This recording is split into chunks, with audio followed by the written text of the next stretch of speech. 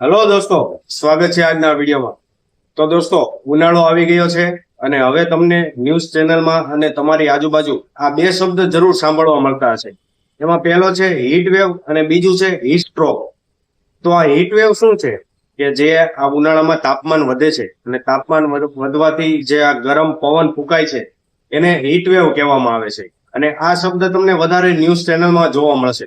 અને બીજું કે આ હીટ સ્ટ્રોક શું છે, તો જે આપણે ઉનાળામાં તાપમાન વધે છે એટલે કે આપણે તડકામાં જઈએ અને તડકાના લીધે આપણા શરીરમાં લક્ષણો જોવા મળે અને આપણું શરીરમાં કઈ નુકસાન થતું જોવા મળે તો એને હીટ સ્ટ્રોક કહેવામાં આવે છે। તો સામાન્ય ભાષામાં આપણે હીટ સ્ટ્રોક સમજીએ તો લૂ લાગવી। તો દોસ્તો, આજના વિડીયોમાં આપણે લૂ લાગવાથી જે લક્ષણો જોવા મળે છે એની વાત કરવાના છીએ। લૂ લાગવાથી આપણા શરીરમાં જે નુકસાન થાય છે એની વાત કરવાના છીએ અને સાથે આપણે એ પણ જોવાના છીએ કે લૂ લાગવાથી આપણે બચવું કઈ રીતે। તો આજના વિડીયોમાં આપણે આ બધી વાત કરવાના છીએ। તો દોસ્તો, જો ચેનલ પર નવા હો તો ચેનલને સબસ્ક્રાઇબ કરી લેજો અને વિડીયો પસંદ આવે તો વિડીયોને લાઈક કરી દેજો। તો સૌથી પહેલા આપણે એ સમજીએ કે આપણા શરીરને આ લૂ લાગે છે કઈ રીતે। તો એક એક્ઝામ્પલ વાઇઝ આપણે સમજીએ કે કોઈ પણ મશીન હોય અને એ મશીન રેગ્યુલર ચાલતું હોય તો એ અમુક સમય પછી એ મશીન ગરમ થઈ જાય છે, પરંતુ જ્યારે એને વધારે પડતું ચલાવવામાં આવે એટલે કે ઓવરલોડિંગમાં એ મશીન ચાલે તો એ મશીન ઘણીવાર બળી જાય અને બંધ પણ થઈ જાય છે। તો એવું જ કંઈ આપણા શરીરનું હોય છે કે આપણા શરીરમાં જે મેટાબોલિઝમની પ્રક્રિયા થાય છે અને આપણા શરીરમાં જે અવયવો છે એ ફંક્શન કરતા હોય છે, તો એ ફંક્શનના લીધે આપણા શરીરમાં પણ એક હીટ જનરેટ થતી હોય એટલે આપણા શરીરમાં પણ એક ગરમી પેદા થતી હોય। તો આપણા શરીરનું જે નોર્મલ તાપમાન છે એ 37 થી 38 ડિગ્રી સેલ્સિયસ જેટલું આપણા શરીરનું નોર્મલ તાપમાન રહેતું હોય છે। જે આ ગરમી પેદા થાય છે એનાથી આપણું એટલું તાપમાન રહેતું હોય, પરંતુ જ્યારે ઉનાળામાં આ ગરમી વધી જાય એટલે કે બહારનું તાપમાન છે જે એ 40 ડિગ્રી 50 ડિગ્રી સેલ્સિયસ સુધી પણ જતું રહે છે, તો આ તાપમાન આટલું વધી જાય છે તો આપણું શરીર પણ એ તાપમાનમાં ઢળવાની કોશિશ કરે છે અને એના લીધે આપણા શરીરમાંથી પરસેવો નીકળે છે। પરંતુ જ્યારે તાપમાન બહુ જ વધી જાય ત્યારે આપણા શરીરમાંથી પરસેવો વધારે બહાર આવવા મળે છે અને આપણા શરીરમાંથી સોડિયમ વધારે પડતું બહાર નીકળવા મળે છે અને આપણા શરીરને નુકસાન થતું હોય એવું જોવા મળે છે અને આપણા શરીરમાં લક્ષણો દેખાવાના ચાલુ થઈ જાય છે। તો આ લૂ લાગવાથી કયા લક્ષણો જોવા મળે છે? તો સૌથી પહેલા તો આપણને થકાવટ મહેસૂસ થવા મળે છે, કમજોરી જેવું મહેસૂસ થવા મળે છે અને વધારે પડતો પરસેવો વળવાથી આપણને ડિહાઇડ્રેશન જેવું મહેસૂસ થાય છે એટલે આપણા શરીરમાં પાણીની કમી થઈ જાય છે, કેમ કે જ્યારે પરસેવો વધારે પડતો બહાર નીકળી જાય છે તો આપણા શરીરમાં પાણીની કમીના કારણે આપણને ડિહાઇડ્રેશન થવા મળે છે અને હાથ પગમાં દુખાવો ચાલુ થઈ જાય છે અને સોડિયમ વધારે પડતું શરીરની બહાર નીકળી ગયું હોય એના લીધે આપણું જે બ્લડ પ્રેશર છે એ પણ ડાઉન થઈ જાય છે એટલે બીપી ડાઉન થઈ જાય છે।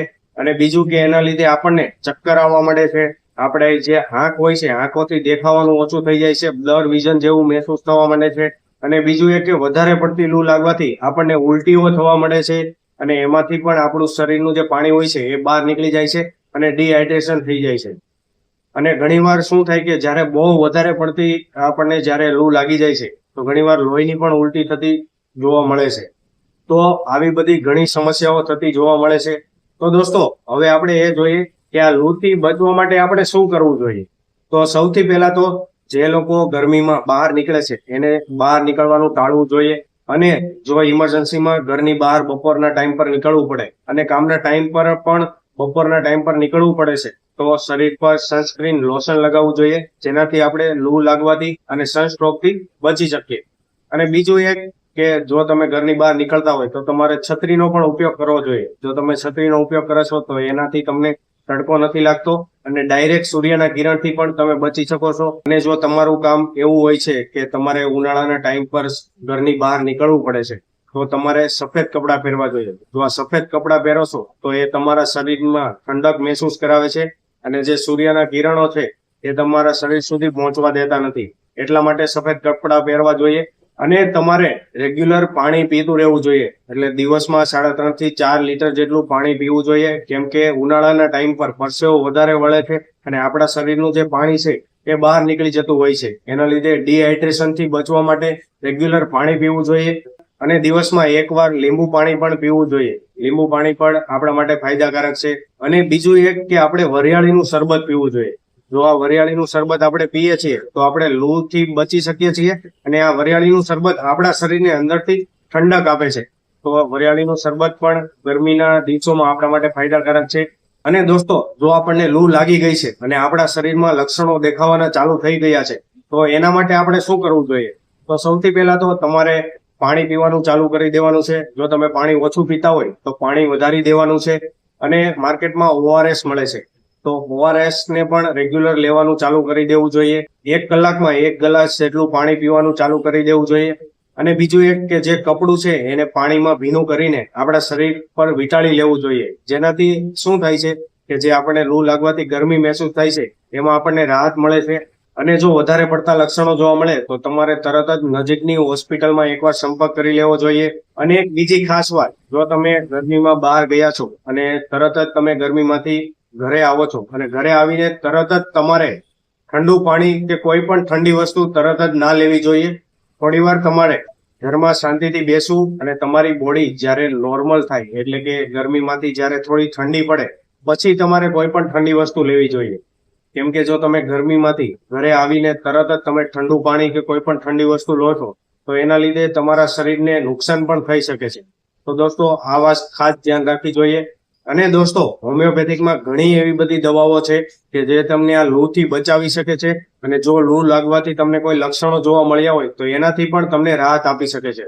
તો એમાંની તમને 3-4 મેડિસિન કહું તો એમાં સૌથી પહેલી છે નેટ્રમ મ્યુર, બીજી છે નેટ્રમ કાપ, ત્રીજી છે સલ્ફર અને ચોથી છે ગ્લોનાઇન. તો આ 3-4 મેડિસિન એવી છે કે જે તમને સનસ્ટ્રોક કે હીટસ્ટ્રોક લાગ્યો હોય તો એનાથી તમને રાહત આપે છે અને તમને એનાથી બચાવી પણ શકે છે. તો દોસ્તો, આશા રાખું છું આજના વિડીયોમાં તમને લૂ લાગવાના લક્ષણોની જાણકારી મળી હશે અને આ લૂથી બચવાની પણ જાણકારી મળી ગઈ હશે. તો દોસ્તો, જો વિડીયો પસંદ આવ્યો હોય તો વિડીયોને લાઈક કરી દેજો, તમારા દોસ્તો સાથે શેર કરી દેજો અને ચેનલ પર નવા હો તો ચેનલને સબસ્ક્રાઇબ કરી લેજો અને બેલ આઇકન દબાવવાનું ના ભૂલતા. તો મળીએ નવા વિડીયોમાં. ત્યાં સુધી જય હિન્દ, જય ભારત, વંદે માતરમ.